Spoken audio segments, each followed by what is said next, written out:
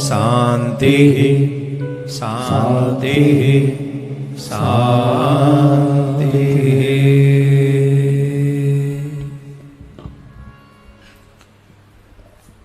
एक बार सभी प्यार से बोलेंगे राधे राधे, और जोर से बोलना पड़ेगा।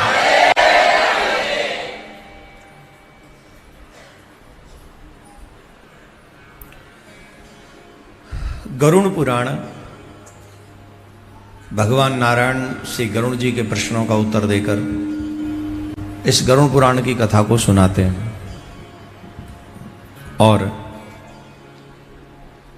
समस्त मानव जाति के श्रेष्ठ कर्म कौन से हैं, क्या करना चाहिए, क्या नहीं करना चाहिए। मरणोपरांत जीव की गति क्या होती है, मरणोपरांत पारिवारिक सदस्यों की जिम्मेदारी क्या होती है, इन सब का वर्णन शास्त्रों का भी वर्णन है, इतिहास का वर्णन है, भूगोल खगोल का भी वर्णन है गरुड़ पुराण में। जैसे हमने कल आपको बताया 8800 श्लोक इस गरुड़ पुराण में हैं। अब हम आपको कल के क्रम को आगे बढ़ाते हैं। कल आपसे बात कही थी हमने, अगर आपको याद हो, मनुष्य की मृत्यु 101 प्रकार की होती है। कितने? और 100 प्रकार की मृत्यु को जाप से, यज्ञ से, औषधि से, तप से टाला जा सकता है, उनका प्रतिकार किया जा सकता है। परंतु जिसे काल मृत्यु कहते हैं, कौन सी मृत्यु कहते हैं? अग्नि पुराण में कहा गया है कि काल मृत्यु को टाला नहीं जा सकता। अग्नि पुराण में एक बात है, अगर काल ना आया हो, अगर काल न आया हो तो सैकड़ों विष युक्त बाण लगने पर भी उस जीव की मृत्यु नहीं होती। बात समझना, अगर काल ना आया हो तो सैकड़ों विष युक्त बाण लगने पर भी उसकी मृत्यु नहीं होती। और काल मृत्यु आ जाने पर, हल्की सी ठोकर लग जाने पर, हल्की सी, थोड़ा सा कोई कुछ लग जाए, इसका प्रमाण तो हमारे गांव में हमको मिला। हमारे गांव में बहुत पंडित जी थे, वो ट्रैक्टर से नीचे उतरे, खेत जोत रहे थे। बड़ी प्रसिद्ध घटना है, ब्राह्मण परिवार की है, हमारे गांव में सब जानते हैं। खेत जोत रहे थे, ट्रैक्टर में से उतरे नीचे, और जब ट्रैक्टर में से नीचे उतरे तो उनके पैर में डूंठ लग गया। जो लकड़ी का होता है वो डूंठ लग गया, बस उसी डूंठ से उनकी मृत्यु हो गई।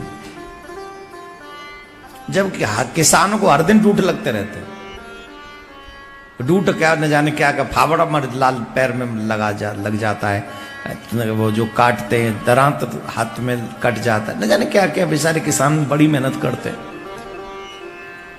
कईयों के हाथ मशीन में आ जाते हैं, फिर भी बच जाते हैं। और कहां एक डूंठ लगने से जवान मौत हो गई। ज्यादा एज नहीं थी उनकी, बड़े यंग थे तब। हम तो शायद थे भी कि नहीं हमें पता नहीं, तब की बात है, होंगे भी तो बहुत छोटे होंगे हम। गांव की घटना हमारे की, तो यहां कितनी बात प्रमाणित हो गई, हमारे जीवन से एग्जाम्पल हमको मिल गया कि मृत्यु नहीं आती है। कितने बड़े एक्सीडेंट, अभी भूकंप आया, मकान के मकान गिर गए और बच्चे बच गए, क्यों? मृत्यु नहीं आई। और मृत्यु आई तो अग्नि पुराण में जो लिखा है कि हल्का सा कुछ स्पर्श होने से, कुछ की नोक लग जाए, बस उसी से मृत्यु हो जाती है। इसी को कहते हैं काल मृत्यु, जिसे टाला नहीं जा सकता, जिसे टाला नहीं जा सकता।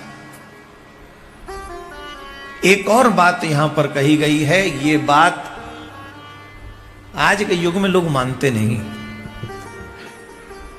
बड़ी प्रामाणिक बात है। आयु का नाश व्यक्ति स्वयं करता है, अपनी आयु का नाश व्यक्ति स्वयं करता है। कैसे? आयु नाशक कर्मों से भी मृत्यु होने को एक कारण माना गया है। हम कर्म ऐसे करते हैं जिन कर्मों के करने से हमारी मृत्यु शीघ्र हो जाती है। पुराणों में कर्म क्षय से भी मृत्यु मानी गई है। पुराणों में कर्म क्षय होने पर मृत्यु का एक कारण बतलाया गया है। जैसे दीपक का तेल समाप्त हो जाए तो दीपक बुझ जाता है। जैसे दीपक में से तेल अगर समाप्त हो जाए, घी समाप्त हो जाए तो वो दीपक बुझ जाता है। उसी प्रकार संचित कर्मों का भोग पूर्ण हो जाने पर जीवधारी की मृत्यु हो जाती है। तेल क्षयात यथा दीपो निर्माणामाधिगच्छति कर्म क्षयात तथा मृत्युस तो विधिर वरुधातः। ये पद्म पुराण का श्लोक है। भारतीय मनीषों की ये मान्यता रही है कि 3 चीजें ऑलरेडी फिक्स हैं पहले से ही। 3 चीजें कौन सी?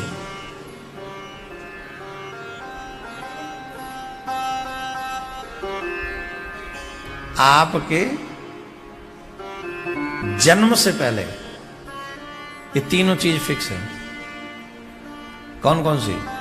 एक, जन्म कब होगा, दूसरी मृत्यु कब होगी, तीसरा विवाह किससे होगा। ये तीनों फिक्स हैं और कोई भी व्यक्ति चाहकर इन तीनों चीजों को बदल नहीं सकता, चाहकर भी नहीं बदल सकता। ऑल 3 थिंग्स आर फिक्स्ड, पहले से ही फिक्स्ड है। ना आप जन्म के समय को बदल सकते, ना आप मृत्यु के समय को बदल सकते, और ना माय डियर अपना पार्टनर बदल सकते। हम तो कहते हैं कि हमें इनसे प्रेम हो गया है, ये तो सिर्फ संजोग बन गया, फिक्स तो पहले से ही। अच्छा, कई लोग कहते हैं इनसे हमारा विवाह हो गया, आप कह रहे हैं ये हमारे धर्म के नहीं है, तो फिर ये क्या हमारी गलती है? क्योंकि तुम्हारे कर्म इतने गिरे हुए हैं, इसलिए तुम्हें तुम्हारे धर्म का व्यक्ति विवाह के योग्य नहीं मिला। तुम्हारे कर्म के कारण, गिरे हुए कर्मों के कारण पहले ही तुम्हें अनदर प्लेस पे फिक्स कर दिया गया कि तुम इस लायक नहीं हो कि जहां तुम्हारा जन्म हुआ, जिस धर्म में तुम्हारा जन्म हुआ, वहां पर तुमको सेट किया जाए। तो इसलिए यहां हम जन्म 3 चीजों की बात कर रहे हैं। विवाहो जन्म मरणम यदा यत्र न येन तुह। विवाहो जन्म मरणम, विवाह, जन्म और मृत्यु, ये तीनों चीजें मनुष्य के जन्म से पहले पद्म पुराण में इस बात का उल्लेख है कि ये तीनों चीजें फिक्स हैं। काल महाबली है, ये जो काल है ये महाबली है, इस काल से कोई नहीं बच सकता। अच्छे अच्छे को इस काल ने निगल लिया। न राजा बचा, न फकीर बचा, न गरीब बचा। एक व्यक्ति हमको बता दीजिए जिसको काल ने निगला। हां, कुछ हैं जो चिरंजीवी हैं, तो उन जैसे हम और आप हैं नहीं। हनुमान जी जैसे हम नहीं है, परशुराम जी जैसे हम नहीं है, अश्वत्थामा जैसे हम नहीं है, कृपाचार्य जैसे हम नहीं है। ये जो चिरंजीवी हैं, ध्रुव जी जैसे हम कहां हैं? इन जैसे हम नहीं है। और इन जैसे नहीं है तो इन जैसी चिरंजीवी वो आयु हमको प्राप्त नहीं हो सकती। हो सकती है? बताओ, जवाब दो। नहीं हो सकती ना। तो इसका मतलब ये हुआ कि ये मृत्यु हम सबकी फिक्स है, इसे तो आप टाल नहीं सकते। काल महाबली होता है, सबको निकल जाता है। काल कलयते सर्वम, काल कलयते सर्वम, काल सबको अपना ग्रास बनाता है। पर एक बात और समझ लेनी चाहिए, काल का कोई शत्रु नहीं है, काल का कोई शत्रु नहीं है और काल का कोई पर्सनल मित्र भी नहीं है। न तो काल किसी से द्वेष भाव रखता है और न किसी से प्रेम भाव रखता है।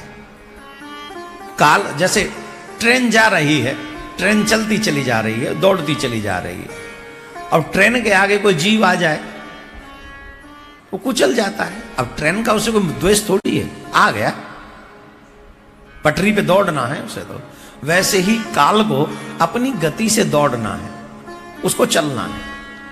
रास्ते में जो आएगा, जिसके विषय के लिए वो जिसको जिसका समय होता चला जाएगा, काल उसे अपना ग्रास बनाएगा। और गोविंदाय नमो नमः, न किसी से मित्रता है उसकी।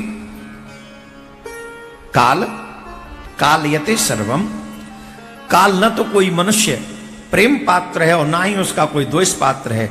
जिसकी आयु पूर्ण हो जाती है, पूर्वाजित कर्मों का भोग पूरा हो जाता है, उसे वह काल बलात् उठा ले जाता है।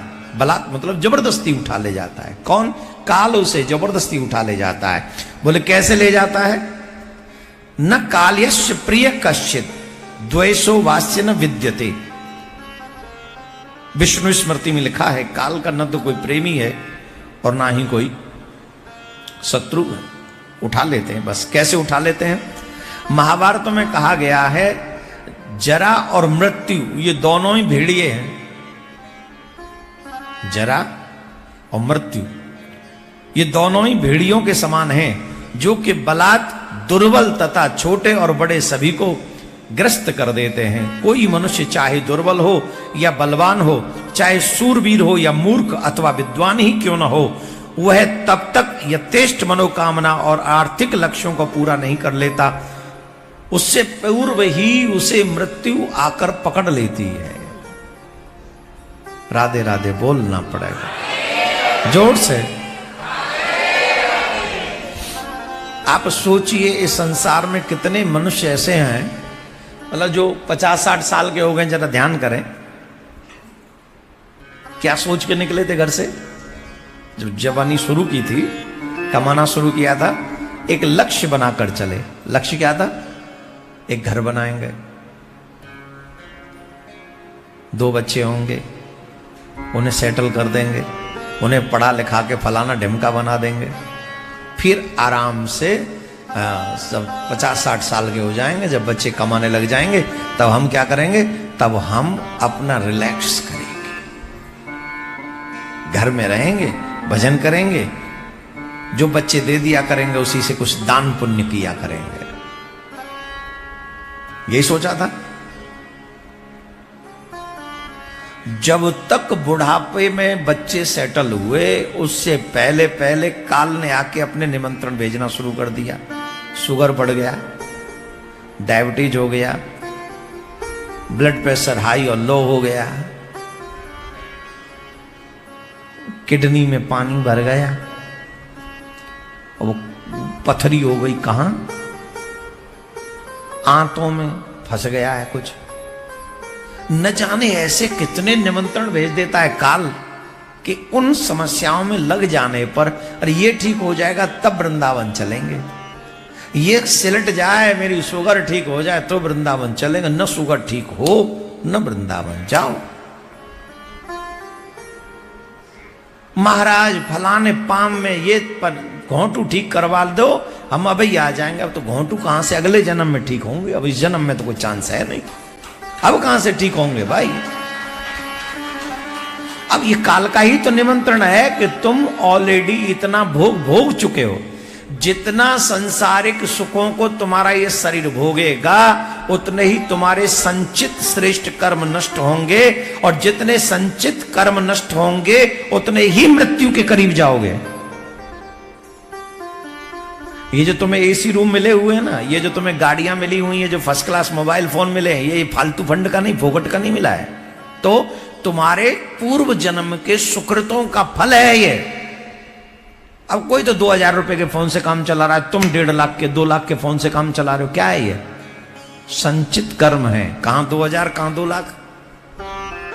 कोई बेचारा साइकिल से यात्रा कर रहा है, तुम बढ़िया 1.5 करोड़ 2 करोड़ की गाड़ी में घूम रहे हो। क्या है ये? तुम्हारे संचित कर्म, पुण्य कर्म। और जब ये नष्ट हो जाएंगे तो फिर क्या होगा? बैंक अकाउंट खाली हो गया तो खाता बंद होगा कि नहीं होगा? अब जब अकाउंट खाली हो गया तो अब क्या करना पड़ेगा? बोले दोबारा भरो। और दोबारा भरने के लिए तो आप तो कहते थे कि अभी तो बेटे की शादी कर लें, अभी बेटी की शादी कर लें, अभी तो हम ये घर बना लें, इसकी किस्तें चुका लें, इस गाड़ी की अलग किस्तें, फलाने की अलग किस्तें, नौकरी पे अलग वो ले रखा है, क्या बोलते हैं उसको, लोन ले रखा है बिजनेस पे, बेटों की शादी पे भी लोन ले लिया था। अब इनको भरें कि विवाह भजन करें? ओवर टाइम करेंगे तो ज्यादा पैसा आएगा। ओवर टाइम कर करके बॉडी स्ट्रक्चर खराब कर लिया। और जब तक बेटे बेटियों की शादी हुई तब तक शरीर बिस्तर पे गिर पड़ा। अब न तो भजन करने के रहे, न कमाने के रहे। और एक दिन काल सामने आके खड़ा हो गया, हाँ जी हुजूर लेट्स गो। अरे अभी तो कुछ काम किया नहीं। बोले नहीं किया तो ये तुम्हारी प्रॉब्लम है, ये मेरी प्रॉब्लम नहीं है। काल ने कहा it's not my problem my dear, now ready. अरे सर अभी तो घोंटू भी काम नहीं कर रहे थे, मैं तो सोचा था कि मैं इसको बदलवा लूंगा। बोले अब ऊपर नहीं बदले जाएंगे, अब तो तुम्हें दोबारा ही नया देंगे सब सिस्टम। अब वहां ऊपर सिस्टम बदलवाने का नहीं है, नया देने का। चाहे कुत्ता ही बना के भेजे, कुत्ते को भी टांग तो नहीं देंगे ही ना हम। ऐसी तो नहीं कि अगला जन्म कुत्ते का दे दें और टांग यही लगा के भेज दें तुम्हारी पुरानी। ऐसा कोई सिस्टम। चेंटी भी बनाएंगे तो नई टांग देंगे, एकदम सॉलिड देंगे, चल सकोगे, छोड़ो ये पुराना। नहीं नहीं नहीं, नहीं हमें तो पुराने से ही मतलब ना। Time up, let's go. और सच बताएं कोई नहीं सुनेगा आपकी। यहां स्पष्ट लिखा है मनुष्य जब तक अपने द्वारा किए गए कर्मों को और अपने द्वारा संचित सुख के साधनों का फल भी नहीं भोग पाता है, तब तक वह खेत आपन दुकान और घर की आसक्ति में डूबा ही रहता है। तभी उसे मृत्यु आकर जबरदस्ती ऐसे उठा ले जाती है जैसे भेड़िया निर्बल भेड़ को उठाकर भाग जाता है। ये हम नहीं कह रहा हूं, ये गरुड़ पुराण में अन्य अन्य पुराणों से, ये शांति पर्व से, और ये जो है ये विष्णु स्मृति से बात कही गई। व्यक्ति अपने संचित सुख के साधनों को ढंग से भोग भी नहीं पाता है कि उससे पहले ही उसकी मृत्यु आकर उसे पकड़ लेती है। कैसे पकड़ लेती है? जैसे भेड़िया निर्बल भेड़ों को, बकरियों को पकड़ के जबरदस्ती उन्हें अपने साथ ले जाता है और उन्हें खा जाता है। वैसे ही हमारे साथ है। मनुष्य विचार करता रहता है कि मैंने यह कार्य कर लिया, यह करना है, यह कार्य कुछ और रह गया है, यह कर चुका हूं, यह करने के लिए शेष है। इस प्रकार की अभिलाषा पालते हुए मनुष्य जी ही रहा होता है, इतने में उसकी मृत्यु उसे उठा ले जाती। महाराज अच्छे भले सोए थे खाके, सुबह उठे ही नहीं।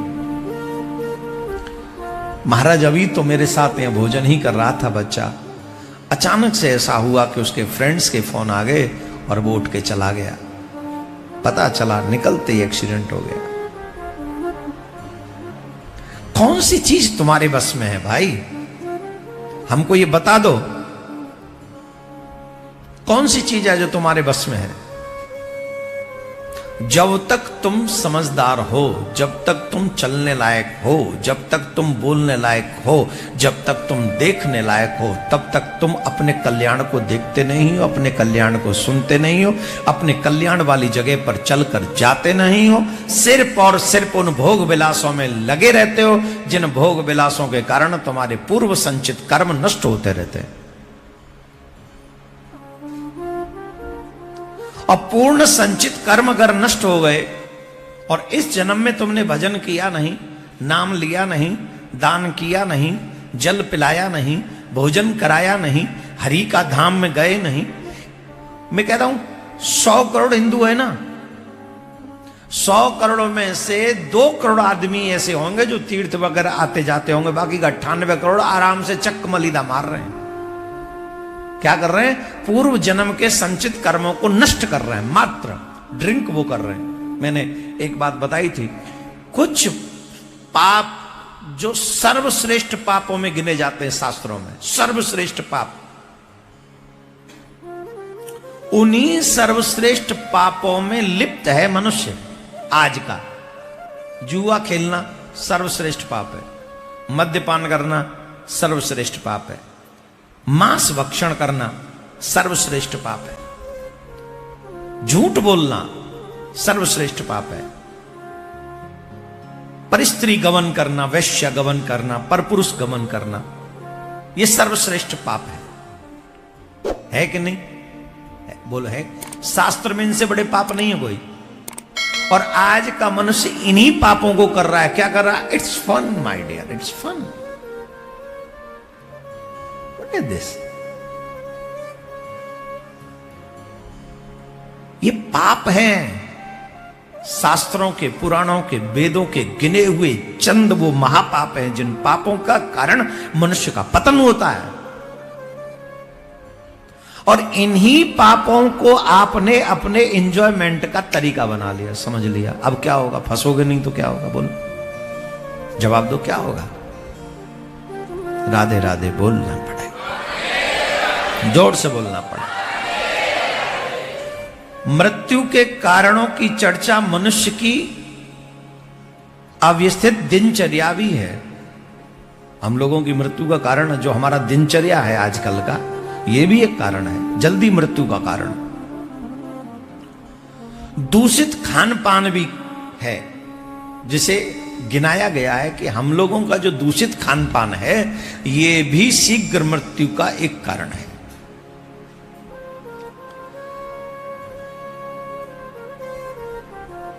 गरुड़ पुराण उत्तरखंड में बतलाया गया है कि वेद के अनुसार मनुष्य, ध्यान से सुनना, कितनी अच्छी बात है, वेद के अनुसार प्रत्येक मनुष्य शतायु होता है। शतायु का मतलब समझ गए? हर एक प्राणी 100 वर्ष का ही होता है वेद के अनुसार। जिसका जन्म हुआ है, जिसका जन्म हुआ है वो मनुष्य, आजकल कोई 100 वर्ष का मिल जाए ना तो ओ 100 वर्ष के हैं ये। अरे सभी थे 100 वर्ष के, सबको ही 100 वर्ष का जीना था। न जी पाए, उसके पीछे रीजन क्या रहा वो सुनो।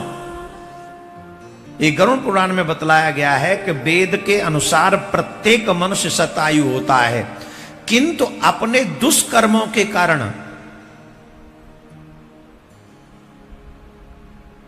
भाई साहब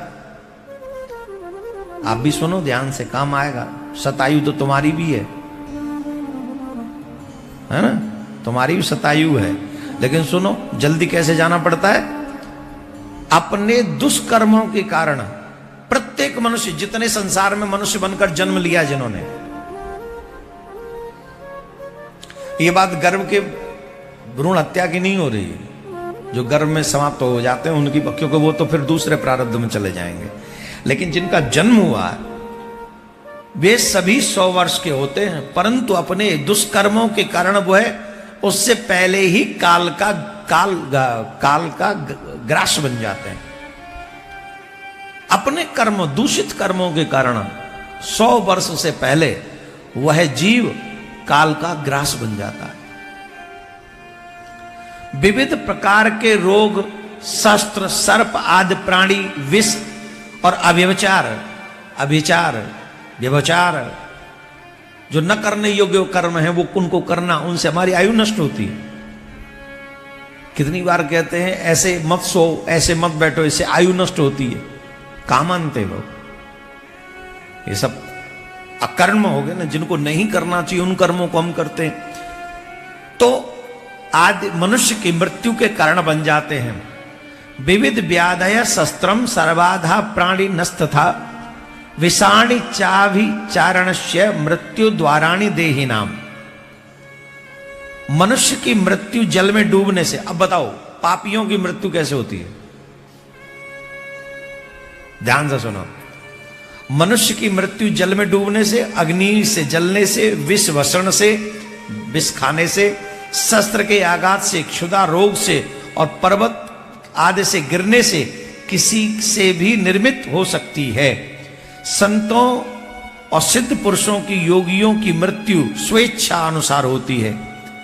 अधम व्यक्ति की मृत्यु विष खाने से, उद्वंदन फांसी लगाने से, अग्नि में जलने अथवा दस्यु लुटेरों के द्वारा किसी भी प्रकार से मारे जाने से, सिंह आदि सींग वाले पशुओं के द्वारा या सिंह आदि के खा जाने से अधम लोगों की मृत्यु होती है। समझ गए कि नहीं समझे? नहीं समझे? अब दोबारा समझा दे हिंदी में ढंग से। जो श्रेष्ठ पुरुष होते हैं, साधु नहीं, महात्मा नहीं, उनकी मृत्यु सरल तरीके से होती है। नेचुरल मौत, जिसको कहते हैं नेचुरल डेथ। नेचुरल डेथ है, एक आयु हो गई, आयु के बाद में यात्रा कंप्लीट हो गई, दैट्स ओके। और जो साधु संत महात्मा होते हैं, भक्त होते हैं, वो किसी भी उम्र में स्वेच्छा से अपने शरीर को छोड़ देते हैं। जो भक्त होते हैं, जो संत होते हैं, जो भगवान के प्रिय होते हैं, वो स्वेच्छा से अपना शरीर कभी भी छोड़ सकते हैं। लेकिन जो अधम होते हैं, ये जो आजकल के नहीं, कई लोग बड़े शौकिया तौर पे विष खा लिया, अग्नि में जल गए, ये कौन होते हैं? ये ठीक नहीं होते। इनको अधम कहा गया है। चाहे किसी की शस्त्र से मृत्यु हो जाए, विष खाने से हो जाए, अग्नि में जलने से हो जाए, पर्वत से गिरने से हो जाए, जल में डूबने से हो जाए, कोई सींग वाला पशु प्रहार कर दे, सिंह उठाकर ले जाए, अथवा और भी कई ऐसे सर्प के डसने से मृत्यु हो जाए, तो अधम लोगों की मृत्यु ऐसे होती है और फिर वो नरकगामी होते हैं। इन बातों को ध्यान रखना है। पुराणों में स्पष्टतः कहा गया है कि पापियों की मृत्यु चांडाल के हाथों हो सकती है, अथवा जल में डूबने से या बहने से, सर्प के काटने से या ब्राह्मण के सांप से, बिजली जो चमकती है, बिजली विद्युत के दाह से, और पशुओं या सींग वाले पशुओं के द्वारा मारे जाने से भी हो सकती है। बोलो राधे राधे। तो इन सभी चीजों को ध्यान में रखते हुए अगर हम अभी के लिए आपसे कहें, तो हम आपसे कहेंगे कि हमको अपने आने वाले समय, आज दूसरा दिन है ना, दूसरा दिन है, तो दूसरे दिन में हमको क्या समझना चाहिए? अपने कर्मों पर कंट्रोल करें। ये जितनी भी बातें हुई है, ये हमारे लिए हुई हैं। अभी जो गरुड़ पुराण से हमने जो बोला है, ये पितरों के लिए नहीं बोला है। ये किसके लिए बोला है? हमने हमारे लिए बोला है कि हमें अगर अपने जीवन की गति अच्छी चाहिए, तो सिर्फ सुख मत भोगिए, सुख आगे भी बने रहें, उसके लिए कर्म कीजिए। और शास्त्रों में लिखा है सबसे श्रेष्ठ कर्म क्या है? परोपकार। परोपकार करो, अच्छे कर्म, प्यासे को पानी पिलाओ, भूखे को भोजन कराओ, गाय की सेवा ज्यादा करो। अब भाई हमने एक गाय के बारे में पता करा, वो छोटी छोटी गाय आती हैं। जिजमान ढूंढ रहा हूं, कोई जिजमान अच्छा मिल जाए तो फिर वो गाय मंगानी है। खर्चे वाली गाय है वो, वैसी नहीं है, छोटी पर हाइट में छोटी है, बाकी खर्चे में बड़ी है। तो जिजमान ढूंढ रहा हूँ, कोई मिल जाए। एक आधा जिजमान हम ही भर रहे हैं, बोले बता देना। नहीं, तुमसे नहीं लेनी किसी से, मैं ही बनूंगा उसका जिजमान, तो मुझे ही बनना है। तो बड़ी इच्छा है, बहुत प्यारी सी गाय उन्होंने बनाई है, बहुत छोटी सी है, 1 फीट की। हमारे एक व्यक्ति की बात हुई है उनसे, तो पूरा जोड़ा भेजेंगे वो हमारे यहाँ। वो घर में ही रहेगी, गौशाला में नहीं रहेगी। पहले उसके लिए बेडरूम वगैरह तैयार करना पड़ेगा। तो सबसे प्यारी सेवा है गौ माता की। गौ माता की सेवा अवश्य करनी चाहिए। आप और हम सभी लोगों को गौ माता की सेवा। और जितने भी परकर के लोग हैं, हमारे ही शिष्य परिवार के लोग हैं, 100% मत खाया करो प्लीज। 100 रुपए कमाते हो तो 5 रुपए 10 रुपए प्रिया कांजू की गौशाला के लिए निकाल के रखो, हमारे लिए नहीं चाहिए। 5 रुपए निकालो, अगर 100 रुपए कमाते हो तो। ये उद्धार की बात बता रहा हूं मैं आपको। तुम गौ माता को भूस खिलाओगे तो मैं थोड़ी खाऊंगा वो भूस, घास लाओगे तो मैं थोड़ी खाऊंगा घास, खर लाओगे तो मैं थोड़ी खाऊंगा खर, तुम गुड़ लाओगे गौ माता के लिए, मैं थोड़ी खाऊंगा गुड़। आप धन नहीं देना चाहते मत दीजिए, आप सेवा दीजिए ना जाके वहां, जितना भी आपका 5% है 2% है, जो कमाते हो आप उसका 100% मत खाओ। मैं इसलिए कह रहा हूं कि गरुड़ पुराण में अभी आपने सुना, संचित पुण्य नष्ट हो जाने पर व्यक्ति की मृत्यु नजदीक होती है, और संचित कर्म और इकट्ठे होते चले जाएं तो परोपकाराय पुण्याय, परोपकार सबसे बड़ा पुण्य है। तो परोपकार क्या है? परोपकार यह है कि मैं अपने पेट के अलावा और किसी के पेट की चिंता करूं, अपनी जरूरत के अलावा मैं किसी और की जरूरत की चिंता करूं, अपने शानो शौकत में रहने की बजाय मैं किसी और की शानो शौकत की थोड़ी परवाह कर लूं। अगर मेरे पास 10 लाख का मकान है तो मैं किसी को 10,000 रुपए दे दूं कि भैया तू भी छत डलवा ले अपनी। ये सब चीजें परोपकार की चीजें हैं, जो कि आपके जीवन को दीर्घ आयु तो देते ही हैं, साथ में परमात्मा का स्वरूप भी आप हो जाते हैं, क्योंकि दया करना, प्रेम करना, परोपकार करना ये परमात्मा का स्वभाव है। और ईश्वर अंश जीव अविनाशी, हम उसी के अंश हैं। तो जब हम उसके अंश हैं तो यही गुण हम में होना चाहिए। आज का व्यक्ति ईमानदारी से सोचो क्या कर रहा है, लूट रहा है, छीन रहा है। बोलो हाँ या ना? छीनने में लगा है, इसका छीन लूं, उसका छीन लूं, इसका खा जाऊं, उसका खा जाऊं, सबको चबा जाऊं, बस मैं जिंदा रहूं। हाउ इज इट यार, क्या हो तुम? अपने ही लिए गड्ढे खोद रहे हो, अपने गड्ढे नहीं, पूरा तालाब, तालाब जो छोटा है रे, समुद्र खोद रहे हो तुम अपने लिए। 100 आदमियों से मिलो, सब में से 95 आदमी सिर्फ अपने बारे में सोच रहे हैं कि मुझे मिल जाए सब, बाकी सब मर जाओ। ऐसा नहीं है। तो संचित कर्म और आगे बढ़ने चाहिए।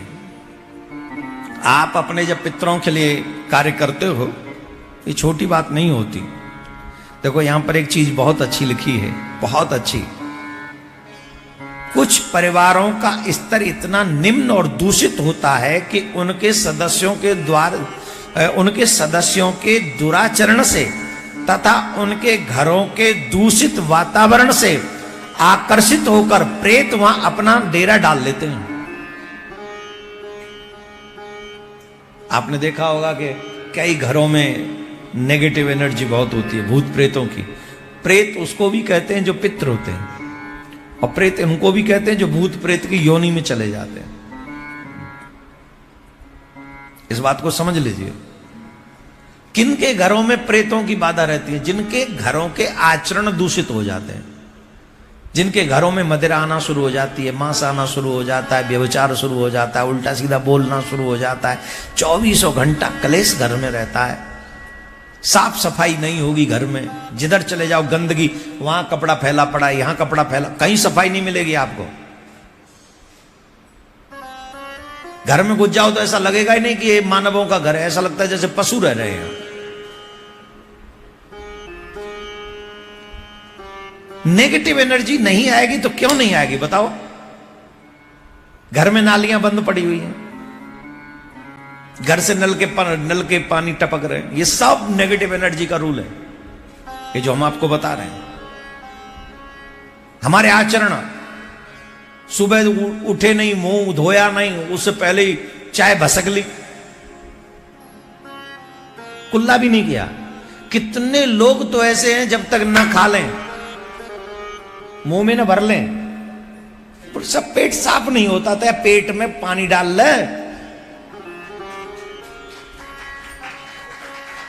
तेरा पेट साफ ना है रो, तंबाकू खाने से साफ हो, बिना तंबाकू खाए पेट साफ ही नहीं होगा उनका, समझ गए आप?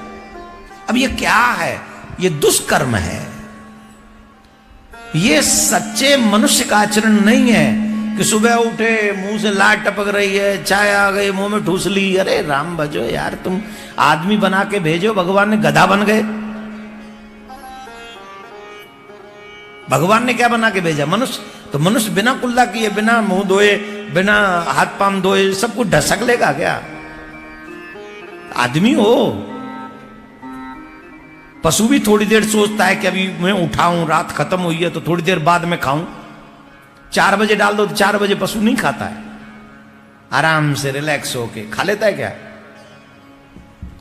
और खा लेता होगा, मैंने तो डाला भी नहीं है, मुझे क्या पता। ये गांव में जो लोग रहते हैं शायद खा लेता है, 4-5 बजे 5:30 बजे वो काट लेते हैं ना। हाँ तो काटिए था ना, तो वो खा लेते हैं।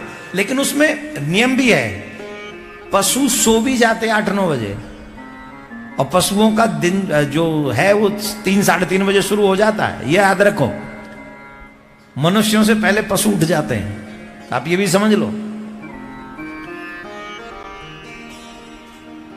जिनको दूध पीना होता है वो 10 बजे उठ रहे हैं, 8 बजे उठ रहे हैं, और जिनको दूध देना हो तो वो 3:30 बजे उठ जाते हैं, ले वो साहब कुछ खिलाओ ले जाओ।